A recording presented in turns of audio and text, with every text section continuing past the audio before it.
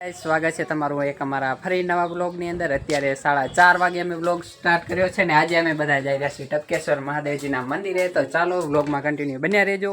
કાની ગાડી અને એમાં અમારે જવાનું છે। અત્યારે આમાં બધા બેસી ગયા છીએ। આ છે જયવીર, આ છે મારા કાકા, આ છે મારી કાકી। હાલો હવે ટપકેશ્વર જઈને તમને મળીએ। મહાદેવના મંદિરે દર્શન કરવા માટે જે અમારે અહીંયાથી 3 કિલોમીટર થાય છે અને બહુ જૂનું અને જાણીતું આ મંદિર છે। તો ચાલો આપણે જઈએ આજે ટપકેશ્વર મહાદેવના દર્શન કરવા। જય ભોલેનાથ, જય મહાદેવ, જય હર।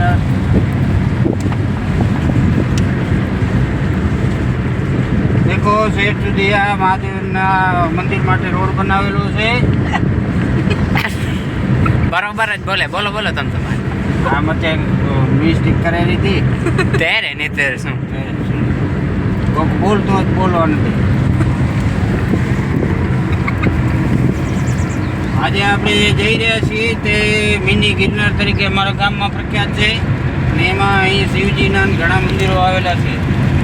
તો આજે આપણે જે પહેલા મંદિરે જઈશું એ જૂનું ઝર કહેવાય। જૂની ઝરના દર્શન કરીશું અને ત્યારબાદ આપણે જઈશું ટપકેશ્વર મંદિરે। જય નમઃ શિવાય।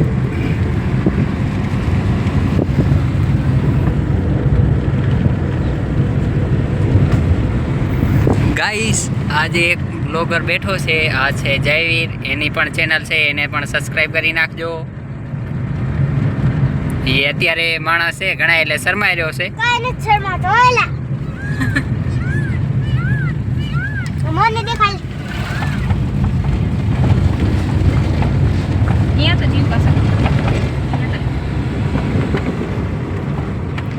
નું નહીં આવે તો તે કયા મંદિર ગયા તા રૂપ ગી બધા મોતી ક્યાં જૂની ઝર।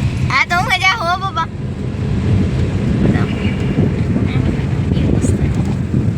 આ જડેશ્વરી કાકા ये तो है।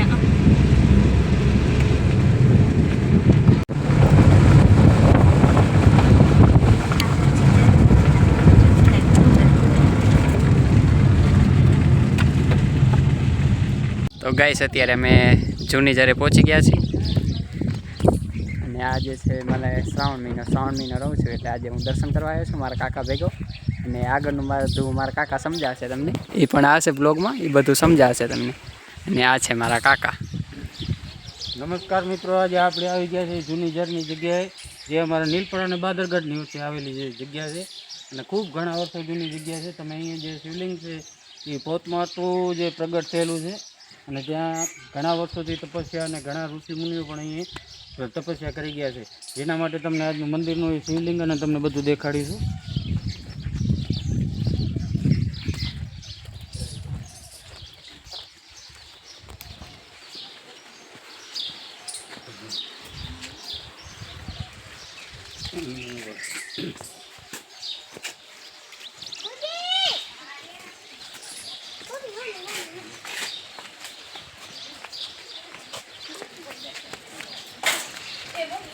અહીં જે ખુદ ગંગાજીનો પાણીનો પ્રગટ થયેલો કુંડ કહેવાય છે, કુંડ છે ગંગાજીનો ને આ અમારી જૂની ઝરની જગ્યાની અંદર આવેલ છે। અને અહીંથી જે આપણે આ પાણી ક્યારેય છૂટતું નથી કુંડની અંદર અને અહીંયાથી જે શરણાર્થી આવે છે એ લોકો ત્યાં ચરણ સ્પર્શ કરીને ત્યાંથી લઈને જાય છે।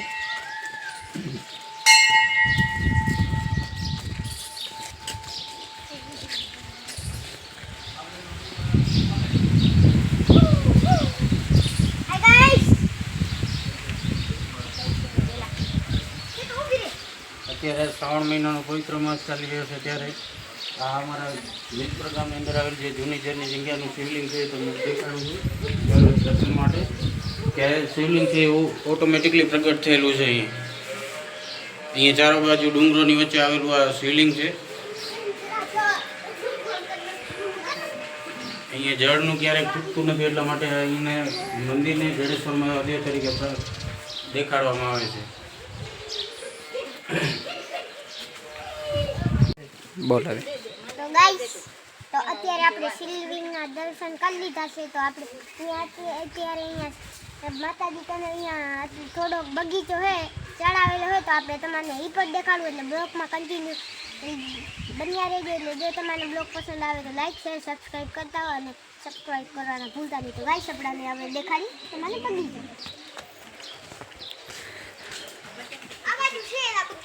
તો ગાઈસ અમે અત્યારે દર્શન બધા કરી લીધા છે. આ છે કુંડ. ચાલો હવે તમને બગીચો બતાવું. એને મંદિરની બાજુમાં જ છે બગીચો.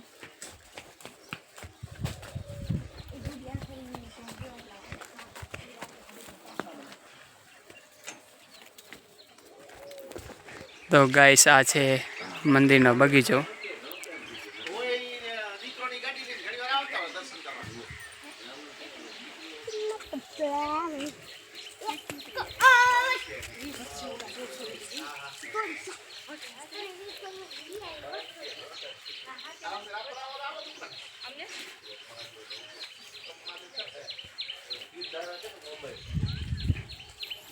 અત્યારે ગાઈસ બહુ મસ્ત મજાનું વાતાવરણ છે. વરસાદની સિઝન છે એટલે અત્યારે અમે આવ્યા છીએ. અને આ બધો આખો ડુંગરાળો પ્રદેશ છે એટલે બહુ ખૂબ જ મજા આવે છે. અને અત્યારે અહીંયા જયવીર, મારી બેન અને કૃતિકા બધા બદામ ખાઈ રહ્યા છે. અને કાકા ને કાકી સામે બેઠા છે બાકડામાં. અને ચાલો હવે અહીંયા દર્શન કરી લીધા છે. હજી એક અહીંયા જગ્યા છે ત્યાં પણ આપણે દર્શન કરવા જવાનું જ છે. તો બ્લોગમાં કન્ટિન્યુ બન્યા રહેજો.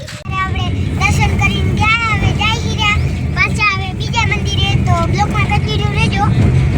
તો આપણે જઈએ હવે બીજા મંદિરે.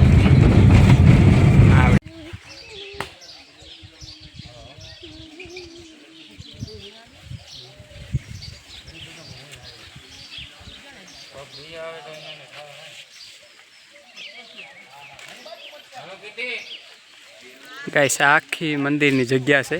અને મંદિરની પાછળની કોર ડુંગરાઓ છે બધા. અને આ મોટો વડ છે. અને આ સાઈડે હજી એક વાલબાઈનું ભોયરું છે. પણ ત્યાં અમે જાસી નહીં કારણ કે કાકાને થાયરું છે મોડું. તો ચાલો હજી એક મંદિર છે શિવજીનું, ત્યાં આપણે દર્શન કરી આવી.